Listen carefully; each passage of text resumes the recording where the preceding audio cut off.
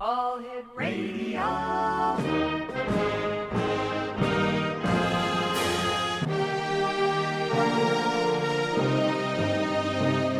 Welcome to the X Zone, a place where fact is fiction and fiction is reality.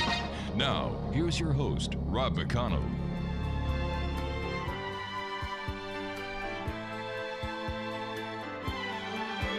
What's it take to be a believer? Tell me who's to say. You think that we'd have come this far, looking back on yesterday? Because you hadn't seen sun, you tend to disbelieve. And welcome back to hour number 2 of tonight's show here on the X Zone with yours truly, Rob McConnell, coming to you from our broadcast center and studios in St. Catharines, Ontario, Canada, on your hometown classic 1220 and streamed around the world on classic1220.ca. Our guests this evening in this final hour of tonight's show, X Zone Nation, are Orville and CHERYL Murphy. And since 2012, Orville and CHERYL Murphy are the owners, operators of a small mining business, Board Camp Crystal Mine, an all-natural quartz crystal mine near Mena, Arkansas, where the public can go up and dig their own crystals right from the ground and take them home. And that's a really great idea. A do-your-own crystal mine. Joining us now is Orville and CHERYL. Welcome to the X Zone, guys. Yeah, thank you. Thanks. So, how did you guys get into the crystal mining business? Well, we bought the land and we were going to put in a campground. Mm-hmm. So I took a bulldozer and commenced to make some roads. And while I was running the bulldozer, I looked behind me and I thought, wow, I must have busted all the glass off the dozer or something. And we cut through about 6 big veins of crystal and didn't even know it. Wow. Now, Orville, you're retired from the U.S. Department of Homeland Security, FEMA, right? Yes. And CHERYL is retired from the Department of Unemployment Services for the state of California. A big change from these jobs to mining, isn't it? Oh, yeah. Oh, yeah. We were ready. Now, where exactly is Mena, Arkansas? It's Mena. It's central Arkansas all the way to the west. We're almost to Oklahoma. And what gave you the idea to open up a crystal mine and to allow people to come there and dig their own crystals and take these crystals home? Well, quartz crystals are a natural geological formation in our area of the state, and there are other crystal mines. So when we found our crystals, we really didn't know anything about it. And being curious people, we did contact our state geologist. He came and did a geological survey of our property. He identified the veins of quartz, and he's the one that actually suggested, hey, if you're going to open a campground, you might want to go ahead and open a public digging site. And we're like, really? We could do that? So that sounded like a great idea. We did end up having to get federal and state mining licenses. So we had to go through this process of getting properly licensed. But anyway, it took us about a year, but it was okay. And we opened in 2012. And we don't use heavy equipment. We wanted to keep everything all natural. And that's kind of our big thing. And people do respect us for that because we have not destroyed the environment. We just allow people to come out, just rock hounds. That's basically what it is, rock hounding. And they can relax, have fun out there, dig in the dirt, find the pretty sparkly rocks, and take them home whatever they find.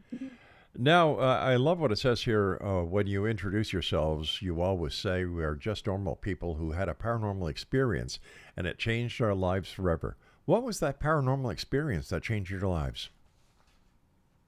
Well, we just to preface this, we've never really had like a paranormal experience. I mean, we've always, of course, watched sci-fi, heard other people's testimonies, but that didn't apply to us. That was all on TV. So on February 18th of 2017, our son came to visit us for the first time. Josh is his name. And we decided, hey, we're going to just kind of stand outside and look at the stars. And it was really kind of a warmer, beautiful February night, clear sky, looked at the stars, and all of a sudden on the hill on our property, but it was like the next hill over, these 3 huge beams of white light just manifested, just appeared. And we figured they shot up from the ground about 300 feet into the night sky. That's how big they were, like basically like spotlights. Mm-hmm. And of course, we were so stunned we couldn't speak because we live way out in the country in a rural area. There's one highway to get to us, but there's nothing else. It's just the national forest is all around us, Mm-hmm. and we didn't hear anything like engines like a plane. But how could that happen?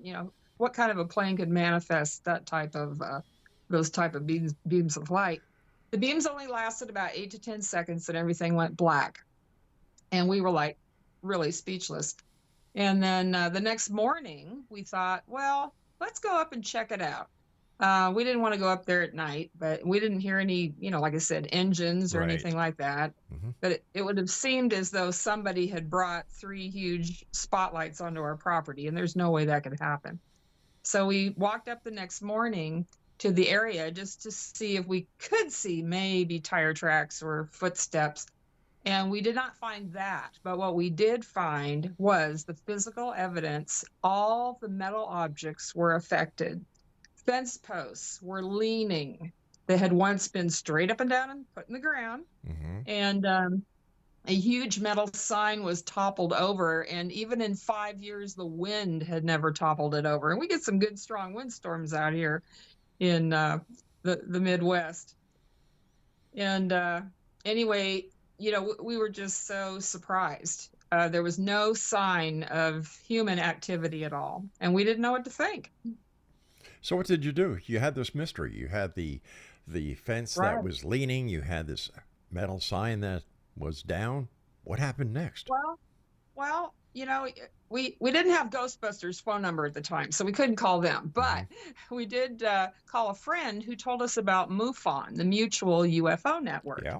And if you know anything about MUFON, they started in 1969 here in the United States, but they're around the world now, and their job is to take reports of sightings. So we told our friend about what we saw. We never really even thought it was a UFO because we weren't going there. We didn't believe in any of that Sure. stuff. But our friend said, you know what? Let me contact MUFON. I think they would be interested in checking it out. And you want to know what the beams of light were caused by, don't you? And we're like, well, all right, whatever.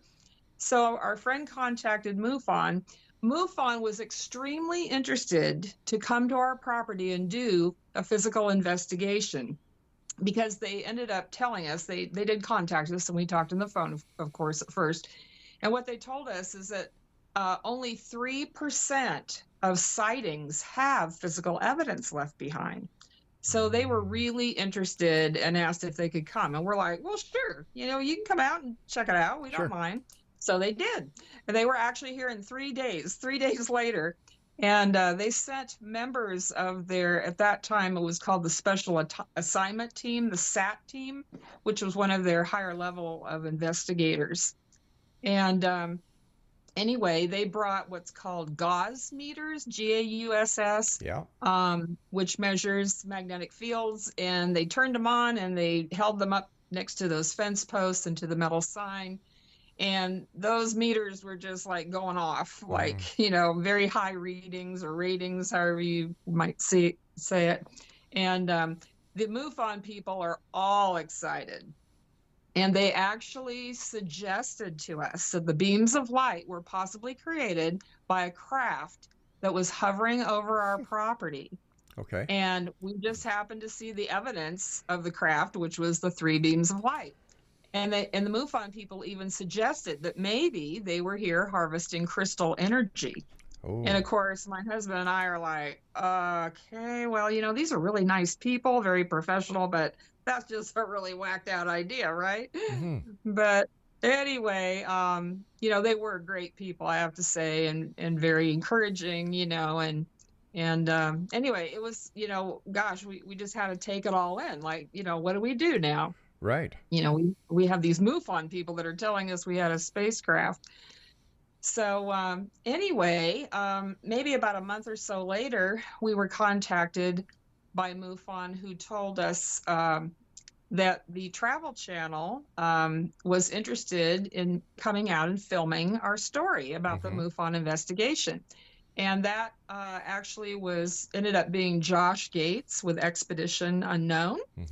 And ironically, that year he was recording or filming what's called the Hunt for Extraterrestrials. So it's Expedition Unknown, Hunt for Extraterrestrials. And we ended up being on episode 4 of the 4-part series. And anyway, we were amazed, but what was really amazing was when Josh Gates was here filming, he and his camera crew actually filmed what they called a UFO. It was a strange light that appeared in the woods. Yeah. The MUFON people saw it that were here. Josh Gates and his film crew saw it. They filmed it, and they caught it on video, and it's on the film, or on the show. So people can Google that or whatever, to find the show. We're episode 4 of that 4-part series. And that was it? Yeah. I know toward the end too, you may be familiar with Ben Hansen. Yes. He's a FBI investigator, video analyzer.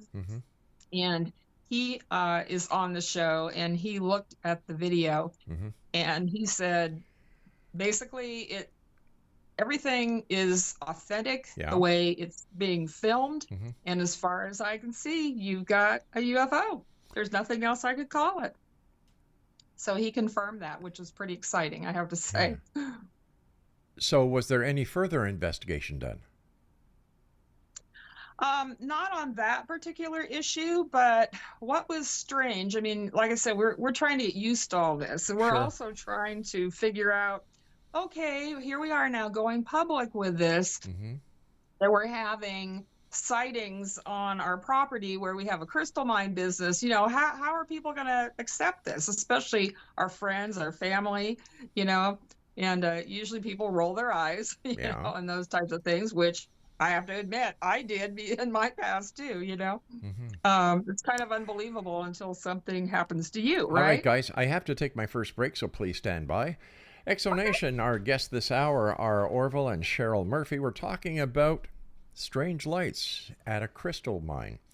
We'll be back on the other side of this break as the X Zone continues right here from our broadcast center and studios in St. Catharines, Ontario, Canada. And you're listening to the X Zone tonight on your hometown radio, Classic 1220.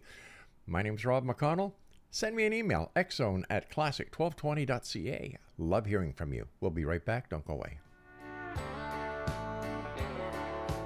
Only time will tell.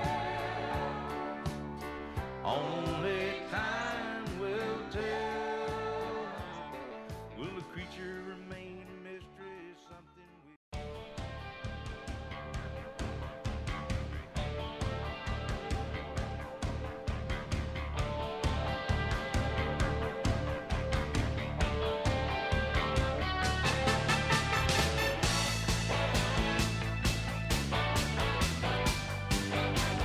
Welcome back to the X Zone. I'm Rob McConnell, and you're listening to us on your hometown radio, Classic 1220. CHERYL and Orville Murphy are our special guests. They own a crystal mine in Arkansas. And if you'd like to get more information about their crystal mine, visit boardcampcrystalmine.com. That's boardcampcrystalmine.com. Okay, so you had MUFON there doing an investigation. You had the Discovery Channel come and do a segment for one of their shows, and the video was analyzed by a former FBI agent whose specialty is video and optics. What happened after that? Well, if everything had ended with the beams, we would have shrugged our shoulders and moved on with our lives. Yeah. But we started experiencing other phenomena, Such as? like orbs of light. We would just be walking in the woods, and all of a sudden, an orb of light, like a round ball of light, appeared. Right. And They would move around. We were in shock over that, and we started seeing this stuff more frequently. Flashes of light, small beams, not the huge ones that we'd seen at first, but small beams would appear. And we started having, obviously our friends and family were interested in coming to check this stuff out. So they started coming over, and finally, and they were seeing things. And finally, someone suggested, you guys ought to open this up to the public, like have tours or something. People with haunted houses, they open those up, right? Well, sure, and they all and we're make like, money at it. Yeah. Well, maybe we will. So in August of 2017, we opened up what we call the unexplained tours. And that's Friday and Saturday night. And we just started inviting people to come. Obviously, we cannot guarantee that anyone's going to see anything. Right. But we're probably running actually about 70, even as high as 80% of the time, our guests are going to experience something. Now, I have to ask you at this point, did anybody ever think that the crystals, the quartz, may have something to do with the light phenomena? Because it has been known to happen before. That crystals, quartz. That's what we looked at, and we've had a lot of investigators came out here. Hold on here, sir. Hold on. Did you actually have a geologist come out and do a survey? Yes, we had that. We've even had scientists who have degrees in quantum entanglement. Wow. We've had some real big people out here, and when they're experiencing things, the magnetic field right now on the top of the hill is so high. I have a fence post that's leaning at an angle, and I can hang 7 paper clips end for end off of that fence post. That's how strong the magnetic field is. But wouldn't it make sense that the magnetic field could actually be caused by the minerals that are creating the electromagnetic field? And in other parts of the world, beams of light have shot out from the earth going up where there's crystal mines. Well, absolutely. We looked into that. But some of these people, when we have some of our scientists show up, they when they're bringing $100,000 or $150,000 worth of scientific equipment, they're going to look for, like you said, light coming out of the ground or the piezoelectrical effect from the crystals.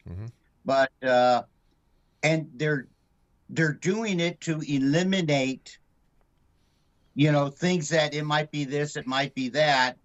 So, but when they're getting RF readings that are just going off the charts on radio frequencies and but sir, the fact that it's quartz crystals, that makes sense that the radio frequencies would go off the charts, because in early days of radio, crystals are what was used. You had a receiving crystal and a transmitting crystal.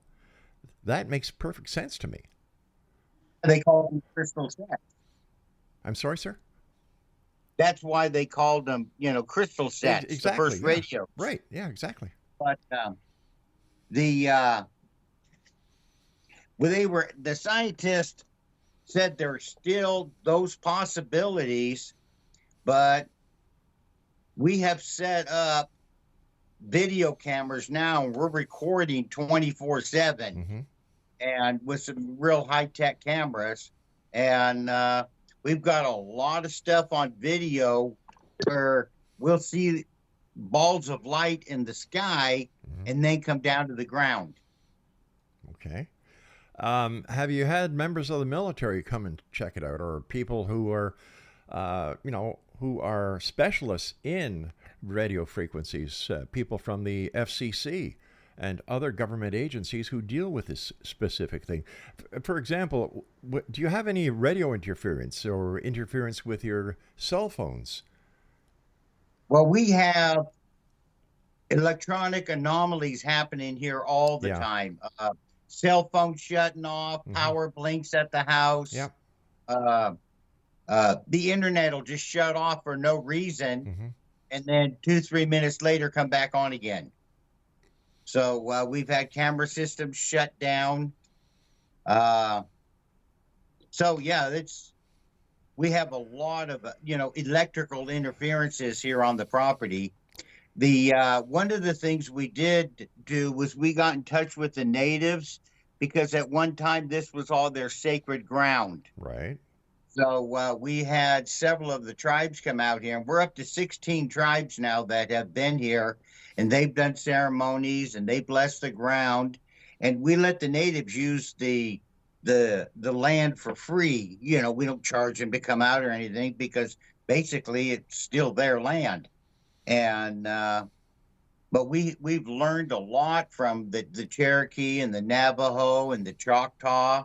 So when they come out and do the ceremonies, they're coming out teaching us about the star people and the forest people and their beliefs, and some of the ceremonies that they do that they were raised on. Right. So have you had any aliens show up? And I don't mean from another country, I mean from outer space. Oh, no, I really wish we did. I'd like to meet one if possible, I think we all would, sir. So, oh, go ahead. Yeah, I was just going to ask you, prior to you people taking ownership of this property, was there any of these anomalies that were witnessed or experienced by the previous owners? No, not to our knowledge at all. In fact, the land was not even developed. So it was just forested, raw land when we bought it. However, since we started to have our experiences, we have met local people who have come forward and shared with us personally about some of their own experiences. So locally, it seems that there are other people who have had sightings. In fact, according to MUFON's records, this area of Arkansas apparently is pretty active with that sort of thing.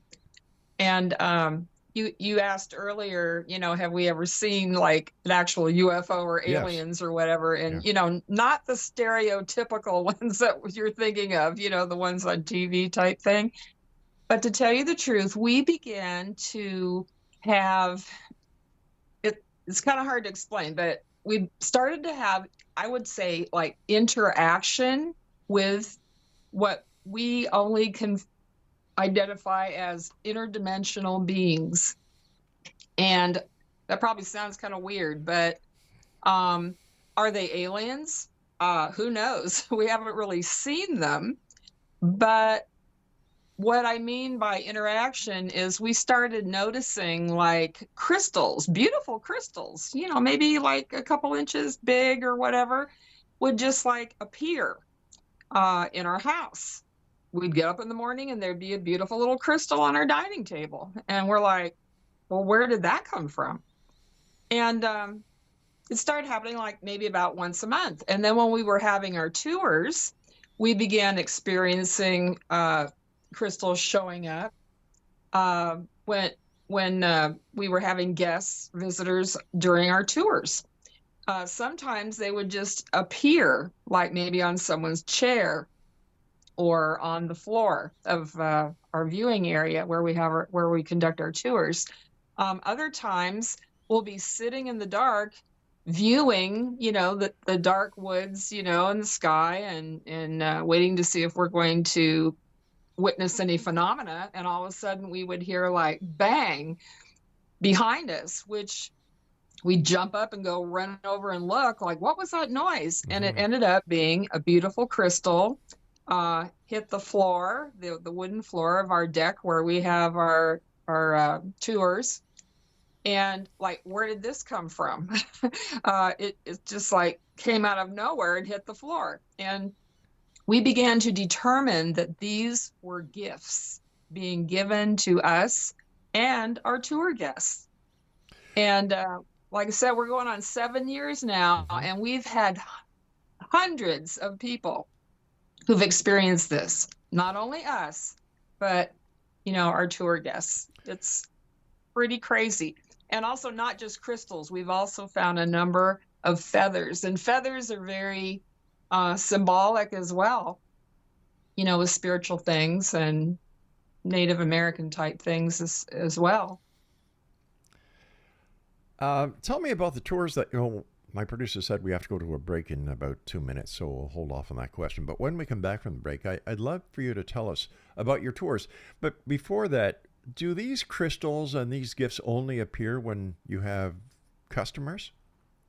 No. They started to appear just to us, like even in our house, or, we'd step outside and maybe there'd be a crystal on our patio or something, and it wasn't there before, and we're like, where's this coming from? Yeah. And our Native friends suggested to us that we are being gifted back because the beings that are here, the interdimensional beings, no matter what you want to call them, they appreciate us respecting their land.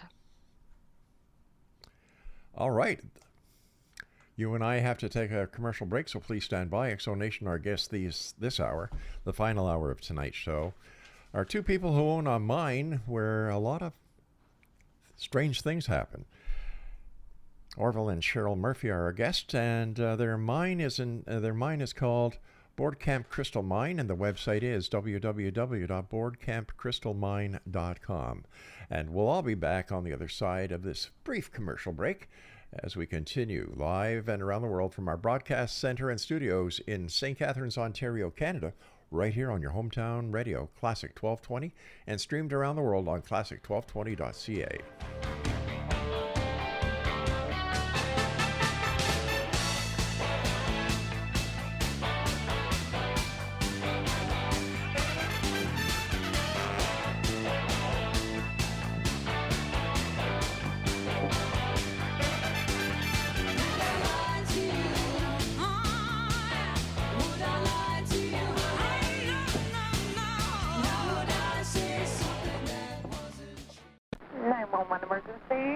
This is Elijah. What? Elijah, you know Elijah? No, I don't. Well, they know me down at the police station. Well, why does that keep beeping like that? It's on a recording. Oh, hey, a recording. That's great. I'm being recorded? Yes, sir. Hey, that's great. I want everybody to hear about me. Pretty soon I'll be world famous. That's the truth. I'm going to Jerusalem pretty soon. God's going to take me his way, a spaceship.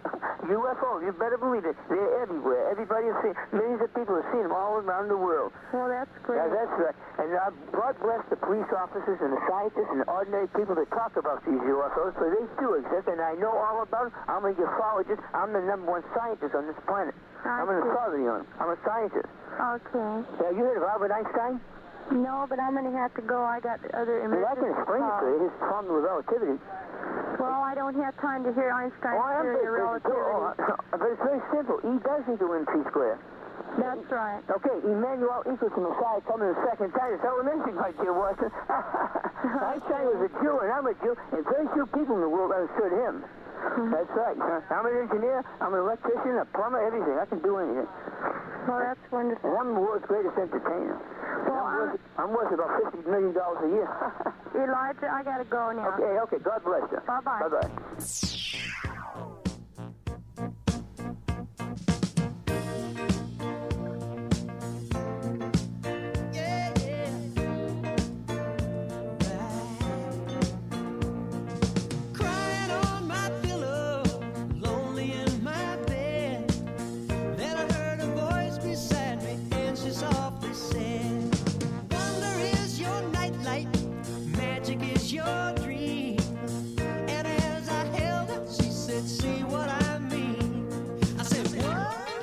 And welcome back, everyone. We're coming to you from our broadcast center and studios in St. Catharines, Ontario, Canada, on your hometown radio, Classic 1220, streamed at classic1220.ca. So, CHERYL and Orville, when somebody comes to your mine and they want to take a tour, what's entailed in the tour? Well, we like to have, we have a 2-hour tour and a 4-hour tour. So we like to have 2 hours before dark and then the second 2 hours after dark. And people can choose either one if they want to come only for the first 2 hours or stay the whole time. So the first 2 hours, Orville walks our group of people up to the top of that hill where we originally saw the beams and where those magnetic anomalies are happening. And he demonstrates with a compass how some of those anomalies work, how they manifest. And it's very interesting. And people are willing, they can bring their own compasses if they want to check it out. And then Orville also walks people through the woods and shows them signs. We have kind of some strange trees that grow in strange formations. The Native Americans told us that these are signs of Bigfoot. We were pretty amazed to hear about this, but like I said, we're learning as we go here too.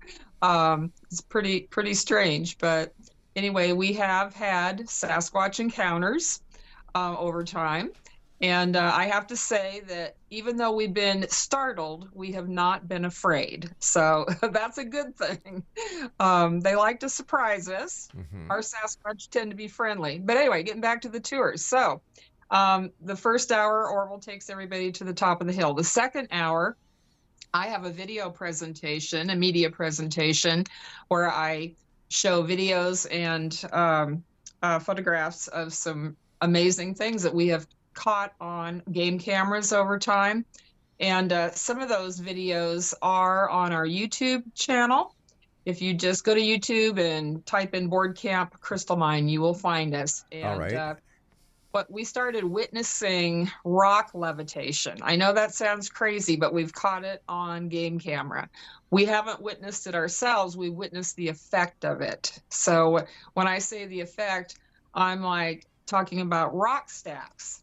We actually have some videos on YouTube you will see where rocks are floating in midair. And again, does that have something to do with that magnetic field? It could be. We don't know. But has the video footage that you've taken about the rocks levitating been authenticated? Yes. By yes, who, sir? what we do is I'm the scientific one of the side, okay? So like we got some amazing footage last June. And I'm not going to do a spoiler, but we got some absolute great footage. Well, that was last June. A lot of people would have been running for YouTube trying to upload it. But we have our researchers that look at everything first, authenticate it all, come up with different conclusions, and you're going to have different conclusions if you have different people looking at it. But once everything is completed, then we'll go ahead and post it. But we never post it, early because, one, we're not trying to prove anything. We're just trying to document it. Okay, now the people who do the research on the video footage, are they professional videographers? Are they professional scientists? Or are these just people who have a keen interest in the anomalies? They all have degrees. And they're from different universities. Some of the different camera people, have worked for larger studios and things like that and volunteer their time. And so a lot of times we end up like waiting in line, but it's always worth the wait. Tell me about the Bigfoot encounters. Well, at first, again, like I said, we were receiving these crystal gifts, and we just figured they were being thrown. I can't describe another way that we received them. I mean, we're sitting there, like I said, on our platform in the dark during our tours, which, by the way, that's the second 2 hours, is we sit in the dark and wait for phenomena to happen. And so when this started to happen, it was like once in a while, and then it started happening more frequently, and finally even 2 or 3 times per tour. And like I said, we believe that the beings, I guess we would say it's Sasquatch, being out in the woods. I mean, I don't know. I don't know how really to explain it. I know it sounds crazy, but it's like they're interacting with us. And they started it. We weren't looking to do that. In fact, when the natives first told us and showed us signs of Sasquatch on our property, I mean, that's kind of a creepy feeling at Sure. first, I have to say. So it Of it course, wasn't until the natives came and told you that they suspected that this was a Sasquatch that you had no idea there was Sasquatch there, right? That is correct. We never believed in any of that stuff. Like I said, we're learning as we go, and we've been they've been very gracious to teach us. But anyway, we've had all the stereotypical experiences. The howls, the pounding. Even on the side of our house. Boom, boom, boom. We live out in the country. Who does that after dark, And we've had some of these experiences when we've had people here. And then we call it the rock throws. You've probably heard of people when they're out in the woods in a Sasquatch area where rocks are being thrown at them from somewhere in the woods. That's usually a sign we have learned that Sasquatch is just saying, hey guys, don't come into our territory. And sometimes they do that. And we've never been hit by a rock. We've never been hit, but that's their sign. Like I say, we're learning. This is communication, and we're learning their way of communicating. There's hundreds of witnesses so far. Yeah. And we had experiences before all this happened, but we didn't recognize them. I mean, I would mow the lawn, and then 2-3 weeks later, I got to go back and mow the lawn again. And I'm out there picking up rocks off of the lawn, good-sized rocks. And I'm yelling at the kids, for throwing the rocks on the lawn or whatever. Or one time I went to get the trailer, and I could have sworn I parked the trailer on one side of the barn, and I found the trailer on the other side of the barn. Just a small box trailer, but it was on and I never parked it on that side. So you just don't think anything of it, but then later now you realize different things. And now, did somebody move the trailer? Did somebody throw the rocks on the lawn? Or other things that have been moved around. We have picnic tables that are very heavy. They're handmade, and they're very heavy. I mean, two guys have to carry them, definitely, to move them around. And we have woke up in the morning, come outside. We've had picnic tables stacked on each other. We've had them turned upside down. We've had rock stacks stacked on the picnic tables. And we do have photographs of all of this stuff as it's happened over time. But unfortunately, you don't have any photographs of it being done. No, we have never been able to catch them. It seems like, and you probably heard this from other testimonies, it seems like the Sasquatch beings are sensitive to our camera equipment, and so they don't want to be caught on camera. I mean, I think that's across the board. People with these experiences can agree with that. So it's very rare, if at all, to catch any type of phenomena like that. So if I understand correctly, you were unaware of the Sasquatch, you were unaware of the interdimensional beings, you were unaware of the UFOs until MUFON came up there and started an investigation. That's true. And we didn't know what to believe. And when they suggested UFOs, it was kind of like, what? Like almost, are you joking? Yeah. But they were serious, and they're professional people, and they were very impressive, I have to say, when they came to do their investigation. But, when someone tells you something like that and you've never believed it or experienced it, you got to think about it for a while. Like, wait a minute, what's this all about? Food for thought. Stand by. We've got to take our final break. And Exo Nation, tell me, are you a believer or are you a skeptic? Send me your emails, xzone@classic1220.ca. And that's xzone@classic1220.ca. Now, before we go to our final break, I'd just like to remind everyone that if you have a question that you need to get answered, if you have a problem that you need help with, especially whether it comes in the world of the paranormal, parapsychology, new age, supernatural, or whatever, and you can't find the help, once again, send me an email, xzone@xzoneradiotv.com or xzone@classic1220.ca, and we'll do our very best to connect you with the people that we have dealt with over the years and to see if we can help you out any way we can. I'll be back on the other side of this break as we wrap up this hour and tonight's show here on the X Zone with yours truly from St. Catharines, Ontario, Canada on classic1220.ca.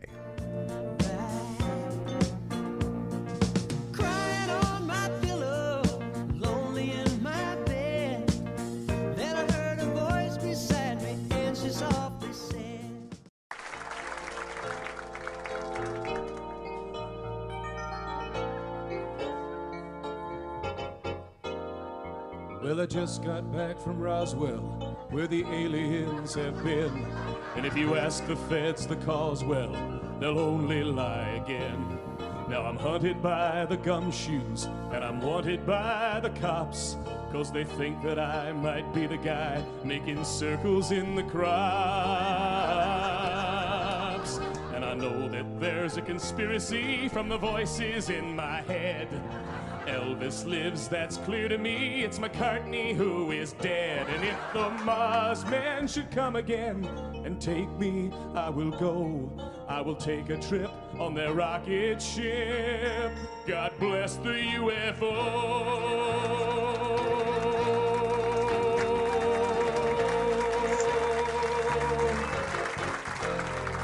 Give JFK this message. It's the Cuban Army's fault. And I know that Dave Koresh is alive inside a vault.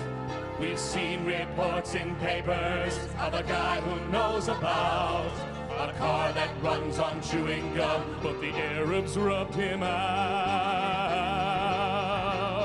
And we loudly warn that America is badly unprepared. With the Cold War through, we need something new that can get you good and scared. Do you wonder just who is warning you of conspiracies today? We're the ones who fill the rumor mill. We are the CIA.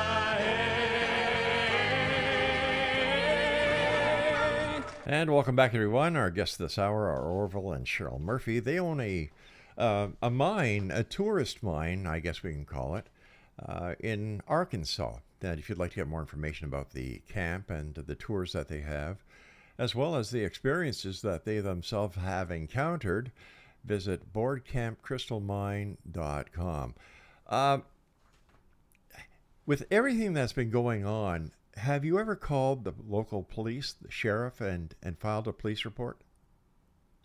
Well, no, that's not how you do stuff in Arkansas. Oh, all yeah. right. But we have talked to a couple of deputies that are pretty strong believers, and so we've gotten some good stories from them. I heard you say earlier that, are you a skeptic or are you a believer? And I like to tell people that I skeptically think that I'm a believer, because I always look at the scientific side of it first. If I can't explain it with science, then it must be on the other side of the coin. Sir, don't take this question the wrong way, but what are your qualifications when it comes to a scientific investigation of this phenomenon? Well, like I said, I did a lot of work with Homeland Security, and I was a hazard mitigation technical specialist. Okay. So I've used a lot of different equipment. I'm not self-taught, but I know how to use, the special test equipment, how to set up the night vision cameras, and I know how to get in touch with the people who are educated in different fields that I'm not. I see. Is there a military base near you? No. No way. Has there been reports of cattle mutilation or other animals being mutilated in your area? Yes, quite a few. And we even got a report from a guy who told us that about, I guess, 10, 15 years ago, his cows panicked and the whole herd took off. And he said it broke through 7 different fences. Wow. And cows went for miles. What is the reaction of the people who come to your tourist mine, and do they come there expecting to see something, to hear something, to be part of something?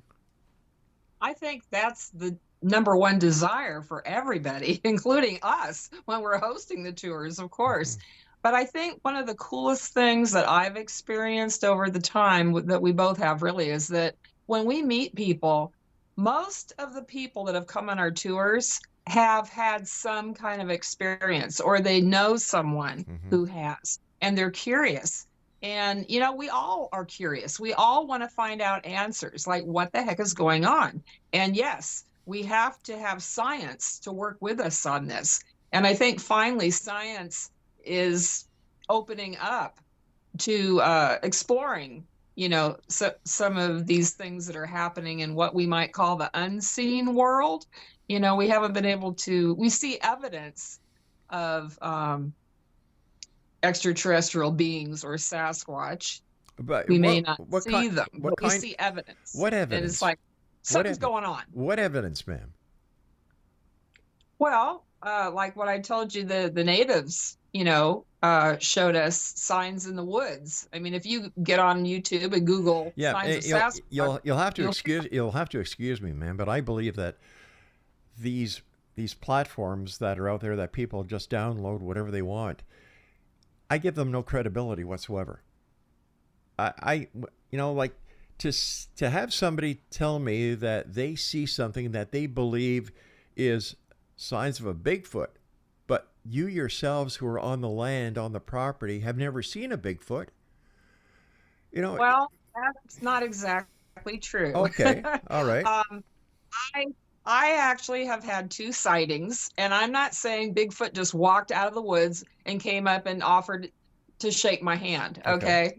I've had a couple of sightings myself, and so has ORVILLE, and so have some of our guests over time. Okay. And it doesn't happen all the time. As far as a full body sighting, and usually it's just a glimpse, I have to admit that. Right. And, you know, the thing is, I think, and I totally agree with what you're saying. And I mean, we were skeptics, you know, but until you start experiencing things, you're going to be a skeptic. And it's mentally healthy to be a skeptic, obviously. You know, you don't want to just follow someone down a path anywhere. Sure. But I think with our tours, what's been really cool is that people have come who've had experiences kind of like us. Right. And they want to find out about it. And who can you talk to? That's one of the big things. You know, sometimes there's nobody you can talk to. So it's nice to be able to connect with people who are like-minded that way. Oh, I agree. Yeah. Share. And I think the more we share our experiences, and especially if we can involve more professional people like scientists and so forth, you know, eventually we're going to pool all of our knowledge and hopefully have answers. Have you had any members of the Cryptozoological Society up there to do an investigation on Bigfoot? Only through the native tribes. But you haven't had any people like Lauren Coleman, who is a noted cryptozoologist, or any of his teams up there to do an actual Bigfoot investigation? No, we haven't. Okay. But that is a very good idea. Yeah. Your tours, how much do people pay for the tours? We charge $40 per person for the first tour. Okay. And that's the 4-hour. We charge $25 for the 2-hour tour. And if they come back, they can come back at $20. And that's the same with our crystal digging. The first time is $35 per person. If you come back again, it's $25. And that's about 6 hours up to 6 hours on the crystal digging if you want to stay that long. Wow. And by the way, for crystal digging, children under the age of 16 are absolutely free. We do not charge for families to come out and go crystal digging. Now, when they go crystal digging, do they actually get to keep the crystals that they dig up? Yes, without they do. without extra charge. Correct. Oh. Right. So I'm just let me see 40. So for the full experience, just for the tour is $65 per person, right? No, well, no. The 4-hour is $40, but if you only come for the 2-hour, it's $25. Oh, and then I see. Yeah. yeah, and then if you come back again, our repeat customers, it's basically half price or $20 on the tours. So yeah, you were comparing yourself to people who do ghost tours. Earlier in the conversation, you were saying that, somebody, was it you or somebody else who said, well, there's ghost tours. Why not have a tour here on your property? That's what some of our friends were telling us. They were suggesting to us, to go ahead and open it up for tours. How many people do you estimate that you have over a season when you're opened? Oh, that's a great question. I don't think I've ever really counted. Maybe, well, I don't know. We're open 8 months out of the year. Okay. Maybe 100 or more. I don't really know. 100. Well, let's just say 150. Would that be over the 8-month period? Probably. To tell you the truth, we limit our tours to 12 people maximum. And on an average, I'd say we have 4 to 6. Now, when people take your tours, do they have to sign this disclaimer for any actions or accidents that occur that on your property you're not responsible? Oh, yes. Yeah. Oh, yes. And with the crystal digging, too. That's a requirement of our insurance company. What would you like to share with the X-Zone Nation tonight? Well, I would like to invite you to come anytime and be a part of this and experience it. And I want to thank your listeners as well for their time and listening to us. It's our pleasure. We're interested in hearing about anomalies and, how people like you and your husband who take the initiative to do your best to try and find out what is causing this and who you've brought on board and the steps you've taken to validate the claims that you and other guests have had. Yeah, what we're looking at doing in the future is we've been contacted by several different organizations, and so by this summer, people will actually be able to come out here and use a complete research center. So when the research center opens, that will bring our top investigators and stuff here almost full time.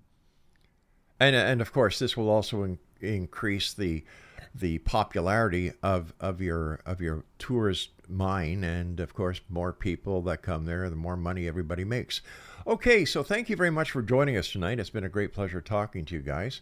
And X-Zone Nation, I don't know what to say. Follow the money. Just follow the money.